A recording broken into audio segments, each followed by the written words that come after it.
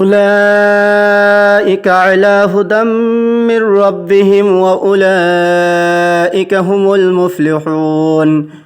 إن الذين كفروا سواء عليهم أأنذرتهم أم لم تنذرهم لا يؤمنون ختم الله على قلوبهم وعلى سمعهم وعلى أبصارهم غشاوة ولهم عذاب عظيم ومن الناس من يقول آمنا بالله وباليوم الآخر وما هم بمؤمنين يخادعون الله والذين آمنوا وما يخدعون إلا أنفسهم وما يشعرون في قلوبهم مرض فزادهم الله مرضا ولهم عذاب عليم بما كانوا يكذبون